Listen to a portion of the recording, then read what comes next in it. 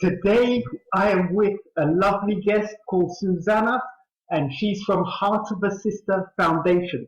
We're going to be chatting about Caribbean food and what her foundation does. Susanna, please say hello to the world. Hello to the world. Hello to everyone out there. I am happy and excited. Thank you so much for having me this evening. It's indeed a pleasure. It's an absolute pleasure and an honor. Thank you for being a guest. So, first of all, we're going to chat about Caribbean food, and then we're going to chat about your foundation. No So, problem. can I ask you, what is your favorite Caribbean dish? Well, so many times you hear it, but from Trinidad and Tobago, there's always a desire for roti curry. Curry is my favorite. It's one of the meals you can eat over and over, morning and evening, and not get tired of it. Right, okay. So it's really, really something that you have it for events, whether it's birthday line, whether it's anniversary, whatever. Even my Christmas time, you go visit people, have a line get together, and you will still get curry.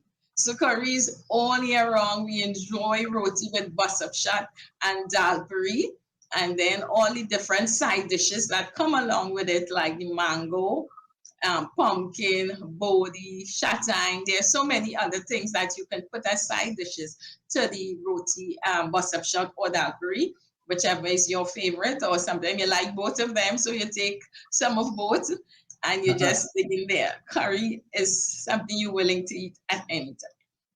But what particular roti is it that you like? Is it goat? Is it beef? Is it vegetable? Which actual roti do you like?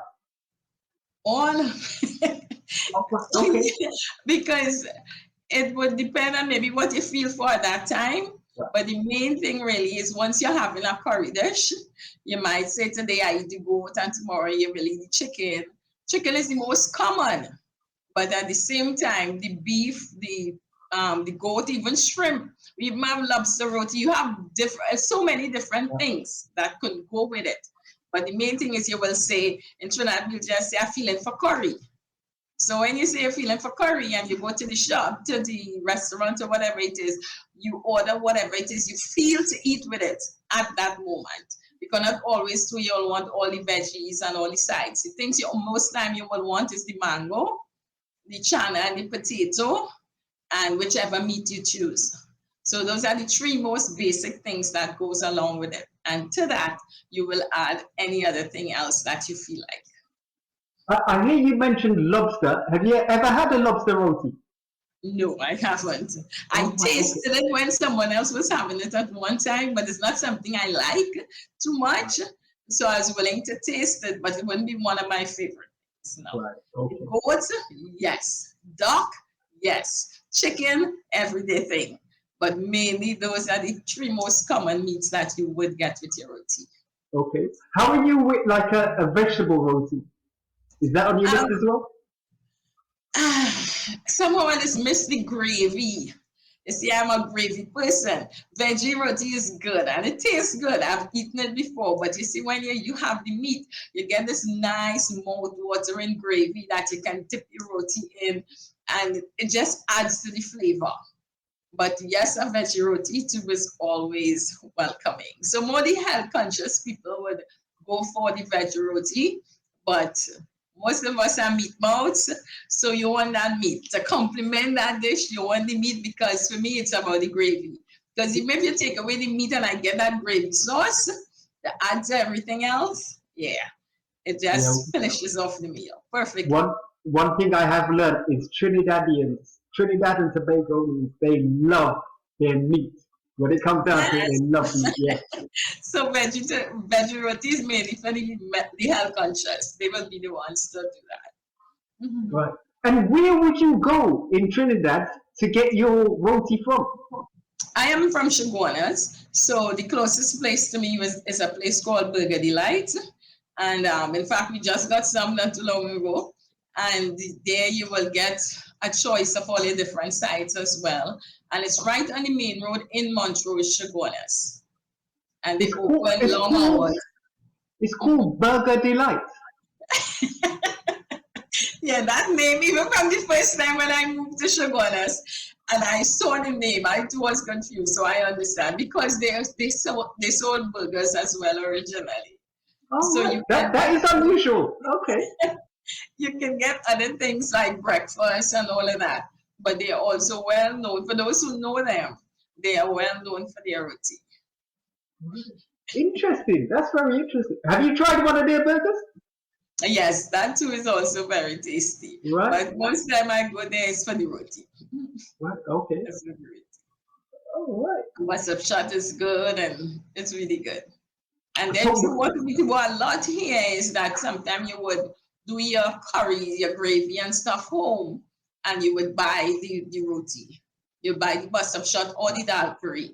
So that too, you would like order from people you know who makes it really, really well and it's soft and tender and so on. And you do your curry at home and makes life easier. okay. And what road is that on? Can you say the road again, please? What?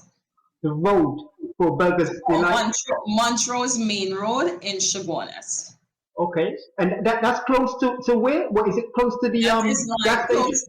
that's close to the main shopping area, but more to the north side of Chaguanas. Right. More to the Okay. north, and then you will enter into the main area in Chaguanas. So if you're in Chaguanas, you will take something to get to where they are, but it's not too far from the main shopping areas at all. All right. So, and another thing about having curry is that people look forward to it. Nobody's really disappointed when you come to an event and you get curry. Everybody kind of, in fact, if you don't get it, we will have weddings here where they would have the normal chicken and rice and stuff like that, and they will still do curry because most time you come to an event, you look forward to curry. It's like a traditional thing. It's a traditional. How many times a week would you say that you have curry? Every week for sure, sometimes more than once for the week. And Right. then, yeah, sometimes if I do cook it, I might cook enough that I have for the next day because I don't mind eating it reheated. So most time I'll cook it like for 2 days. So you'll have it, you cook today and you have it the following day and you're just fine with that. Excellent. So, Excellent. So what about say other foods like for example Palau or Creole foods? the Is other there foods, anywhere in Trinidad that you would go for something like that? pilau, I really don't order out much because I cook a good pilau. So I would, yes, certain things I would not, go out to buy. So, but like if you decide, okay, you're going to a restaurant and you want to buy some Creole food, you will buy like the macaroni pie and the callaloo and so on like that. But most time you won't go out to order that. Right. Okay. You'll do it home. But I have someone who does catering, and that's quick bites. And really and truly, if we have an event and we have to cater like the Creole food, the pilau, and all of that kind of thing, she's excellent. It tastes really, really good. So we would order from her because you're having an event and you would want the other foods, and it tastes really good. So Well, she would be. has she got a shop that she would sell to the public? Yeah, she has a shop, but she had closed down due to COVID, so she's now getting things back up and running again. But she can be contacted, and once you call her, she does catering. She will deliver. She sometimes will order the servers and all of that.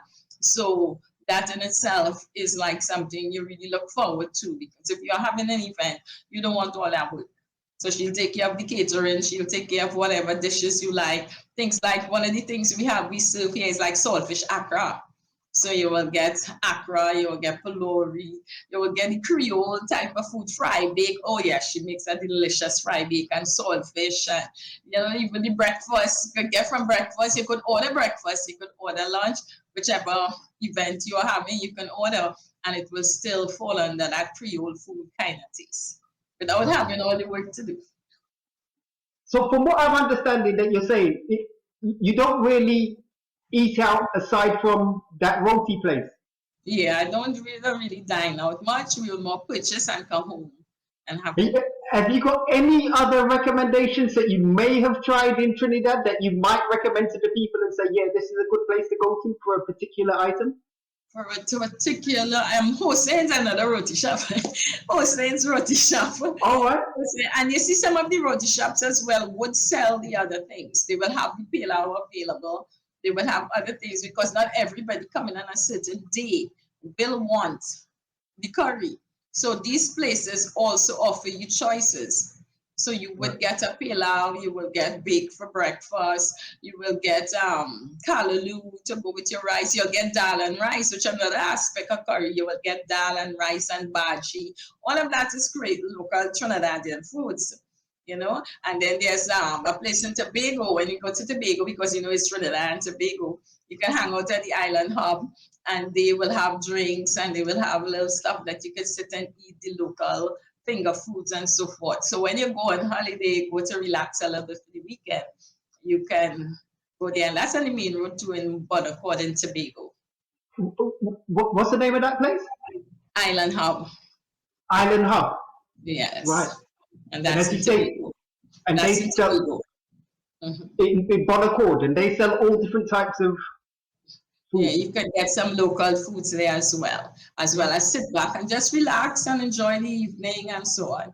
So that might be most of the times when we hang out, but more home style kind of thing. Is it in the heart of like Bonaccord? Like on the main road. On the main road. Right. Main road again. Yeah. So when you're driving by, you will see a beautiful pic of it on a little raised hillside, and they have plants and so forth. I didn't send you that pic, but I can get one for you. Right. Okay. So when you go to Tobago, where is it that you prefer to go? Is it more Bonaccord, where all like the action is, or do you prefer further north in the island?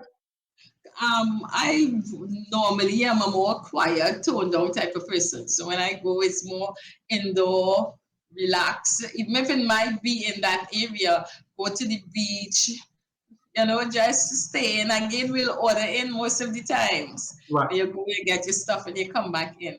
Just to tone down, because Tobago is so refreshing. When you go to Tobago, for me, it's about relax, tone down. You don't want to hype, you don't want to pace, you just want to relax. So the countryside as well is beautiful. Every time I go to Tobago, it's like I feel like there's a big weight lifted off my shoulders. Yes, exactly. You just come back just refreshed, renewed. It's the one thing you can do if you are feeling overwhelmed and you just need a break.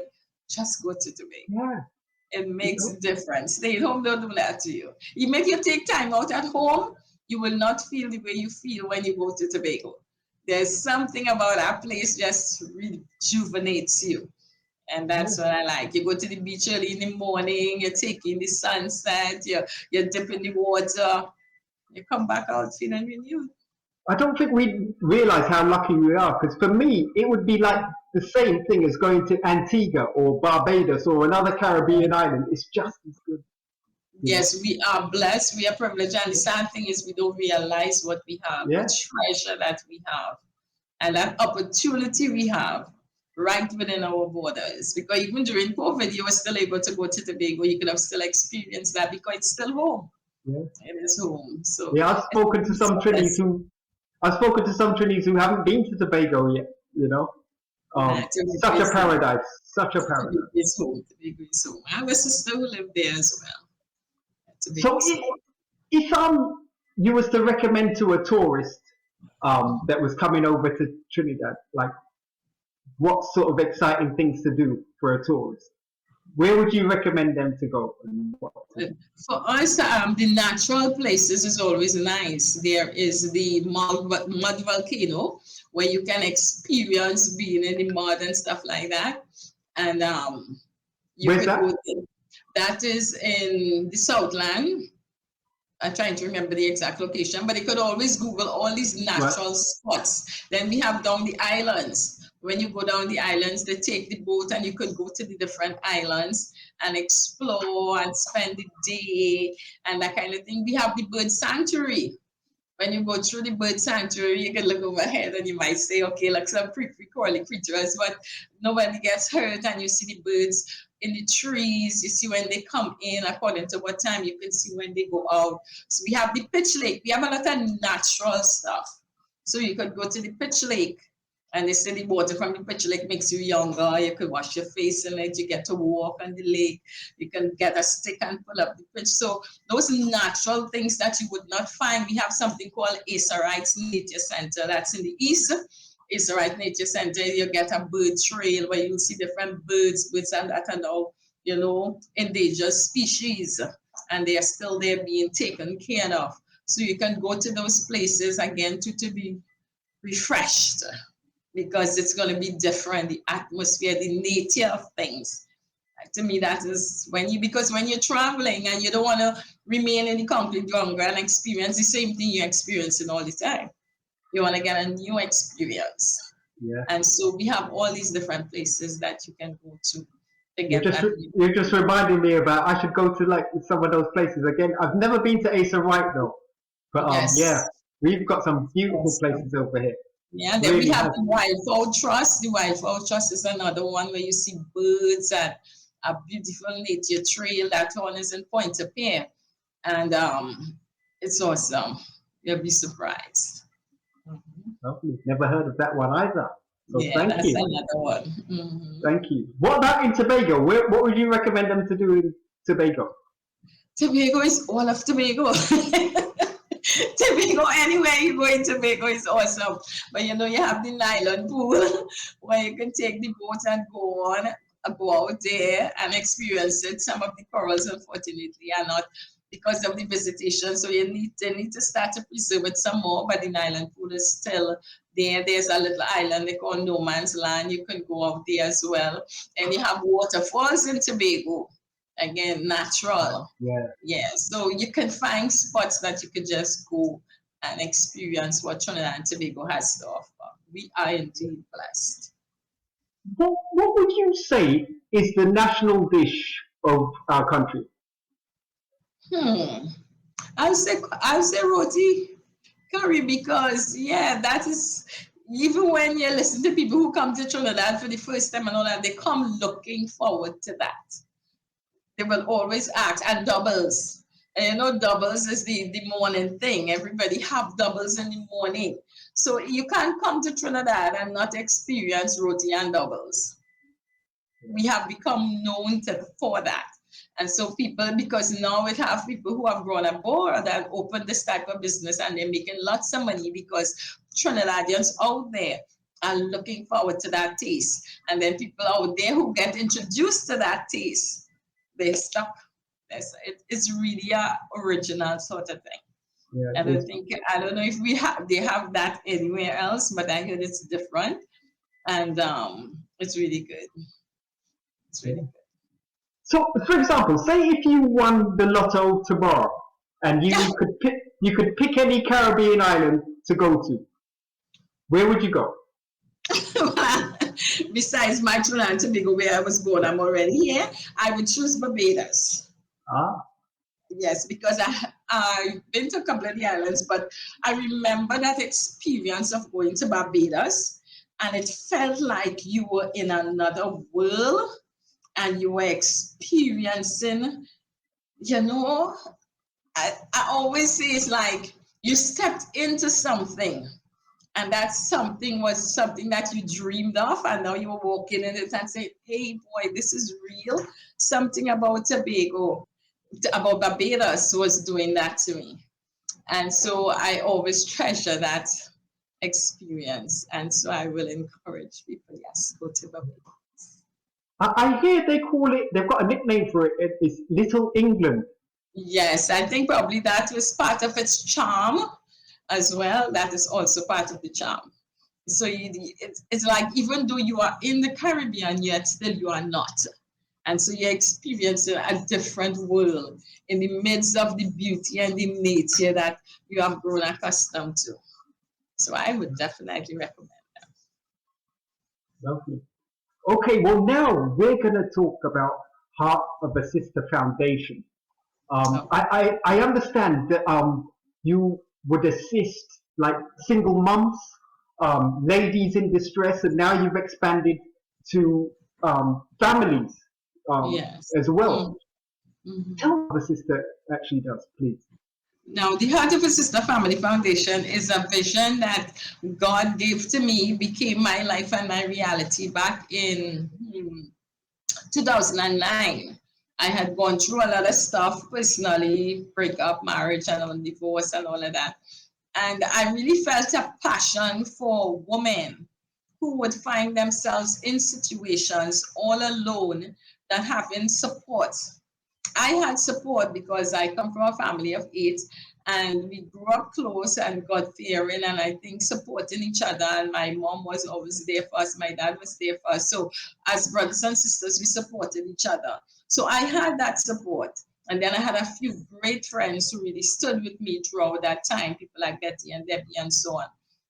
But my heart was for those who had no support. And there are people out there who really don't have support. And then we had the term single mothers. And to me, it was a misunderstood term because they would brand everybody and paint everyone with the same brush. And when they found single parent mothers found themselves in situation, people would say negative things like, who sent them, why they make children, stuff like that. You know, is them make it, let it take care of it. But people are single, having to raise children for a number of different reasons. And so it's not like, they say, Candy, they could have do better. But I believe people who could really understand life and situations and want to do better is not always they can do better because situations and circumstances and upbringing and mindset. Sometimes people desire to change, but they need that hand, they need that support to help them change. And so was with the Heart of a Sister Foundation. And going so after a few years, I was in 2009. By 2014, we had things up and running.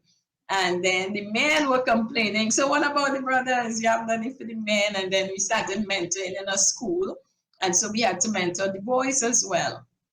And so was booted. We started Soul of a Brother. So we say that's the male arm. So instead of saying Heart of a Sister, Soul of a Brother, and some people thinking it's two different organizations, we labeled it Heart of a Sister Family Foundation. So we cater to the needs of the entire family because you can't help mommy without helping the kids anyhow. And we tend to focus on women, but if the men are not given the opportunity to heal and to mend and to learn and to develop themselves and overcome their challenges, then the woman will always have a problem anyhow. So we need to strike balance when dealing with some of these social issues. And so that's what Heart of a Sister Family Foundation does. So we focus a lot on prayer, support, counseling. Sometimes we refer them for legal advice as needed, financial advice as needed. We do hamper distribution on a daily basis in that when people call, we try to have supplies so that we can help them in their time of need. And we also, I think about might be different about us. We are in different areas because I'm living Chaguanas. I wouldn't know what's going on in Arima or Maloney or La Hakata. So we have started chapters in those areas so that the people in those areas can know the needs in their communities and be able to address those needs. So sometimes it is challenging, yes, because especially with all that has happened over the last 2 years, it's a challenge to have these supplies to help people. But we put ourselves out there and we do what we can. For instance, due to the pandemic, we also had to close up our office and stuff because I'm also originally a pre-primary preschool teacher. And I had my school, so the foundation used to function out of the school. So that was our office, our home.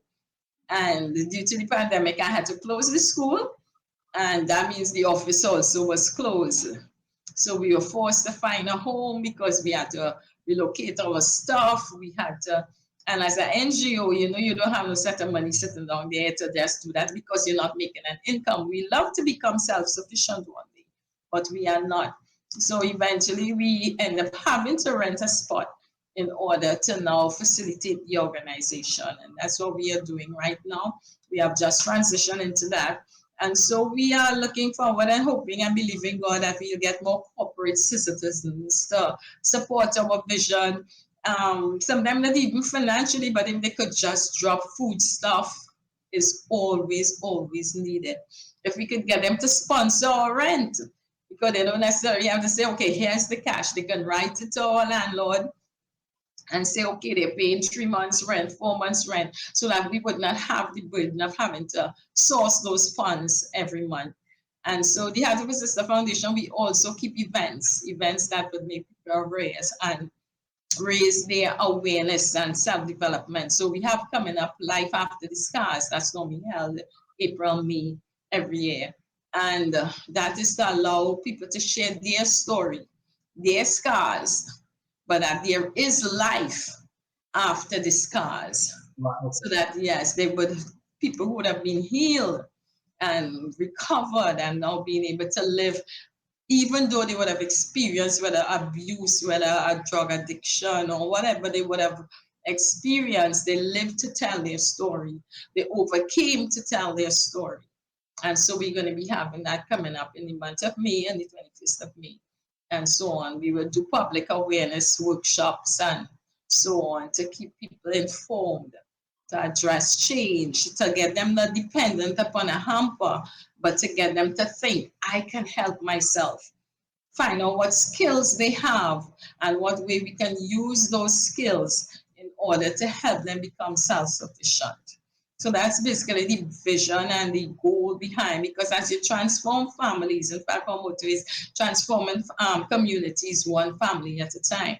So that as you help each family, the community will be a better place, because all the issues starts in the family. The community is only a reflection of what takes place in the home, in the family. You have broken homes, you will have a broken community. And so our desire is to do what little we can, one family at a time. Yes, we have in different areas, so we might be working on different families. Sometimes people who lost their homes, I never knew there were so many people, so many fires every year. And there's a great number of people who lost their home due to fire.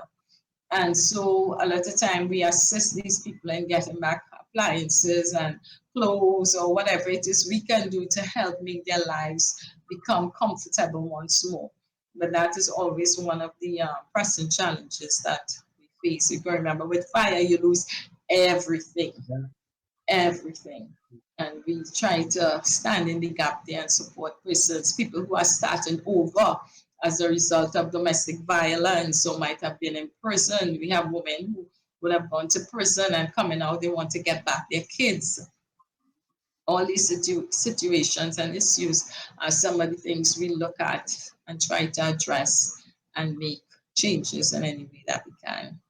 So that's in a nutshell is Heart of a Sister Family Foundation. Yeah. Sounds fantastic. And what is amazing as well is like sometimes people just need someone to be able to talk to initially as well, and to go somewhere where they can get good advice, for their problems as well, and someone just to listen, because sometimes some people might have nowhere else that they could really feel that they could confide in, so yeah, you get a lot of people coming to you with, I presume, all types of problems as well, and you would adjust to suit each individual case accordingly. Yes, that's what we do. We work along sometimes too with the counselors in the area. They too will call and ask the older woman from Chaguanas, the counselor, and so forth. Church people from different churches who know what we do, they too would call, because the thing is, people need in their situation not to feel judged, not to feel condemned, not to feel rejected and abandoned. People need to know that they are valuable, that in spite of my mistakes, in spite of my situation and my issues, I can survive. And there is hope for me. And that's one of the things that caused me to write my book. I wrote a book called Happily Ever After. And in the midst of my struggle, which I said is what caused me to start the foundation as well, the point about it is that we feel so broken and alone when we are going through. But if we are able to survive, if we're able to get that support and we're able to come through, we are able to tell that story to someone else who would be going through a similar situation sometime in their life, sometime in their circumstance. They too might go through a challenge, and you'll be able to say, hey, I know what you're going through, because that mustn't be just words. When we say that, it would have been from a real place, because we walked that walk before. So you're not just talking the talk, but you would have walked the walk. Yeah. So when you say to that person, girl, I had been there, sir, I had been there, because I went through this, and that, they'll sit there and they will feel, yes, someone can identify with me. And so we are all about sharing our stories and our experiences so that they too can know that they can. And how do the public get in touch with Heart of a Sister Foundation? They can find us on Facebook at Heart of a Sister Foundation. You wouldn't see the family there because it's our original page. So Heart of a Sister Foundation on Facebook, or they can call 315-2029 or 678-1990. Those are Okay. the numbers. They can call and they would get us. Okay. Oh, so you're only on Facebook? Yes? Yes, we are on Facebook, yeah. Right. Okay. So our Excellent. All page right. is there, and they will see our history and everything about us. They can always message us there, or they can call one of the numbers. So we're going to put that information on the screen so that the people can see. Do you want to say hi to any of your supporters, any of your sponsors, anyone at all? Oh yeah, I would say hello and God bless you. And really and truly, our board, we have a board, we operate that way, and then we have our members. So for me, God gives one person a vision, but you need a team of people in order to make that vision a reality, to make it workable. So I'm thanking God for the team, and I'm shouting out the team that is Heart of a Sister Family Foundation, who have over the years, some of them stood there, and I've always had family support. So my mom and my sister always also a part, my husband, and beside the family, I don't want to call the members' name, because if I don't call all, that won't be nice. But to all the members of the Heart of a Sister Foundation, we have people who believe in us, support us, like Pastor Michelle Mothers.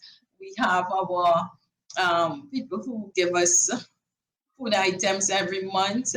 Sam Brosco, they really stand in the gap with us, and we really thank God for you. For those who donate and sponsor in any way, those who attend our events, yes, I shout you out.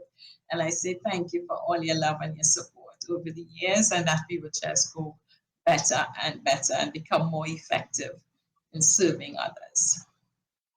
Great. And what are you looking forward to eating later? When I eat later, I'm making pie. Right now I was cooking.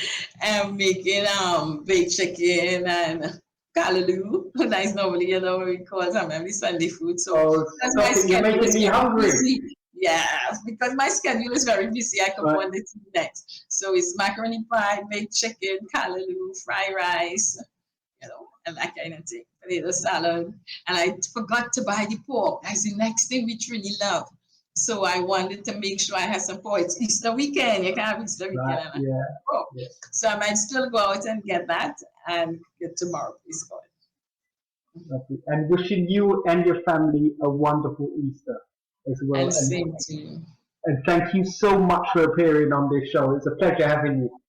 It's been a pleasure being here, and I pray God your faith will continue to grow, and you will continue to share, and people would really understand the vision of what you're doing, and God will bless you with health, strength, and long life. Have a wonderful evening. Thank you so much, Sister Suzanna. Bless you.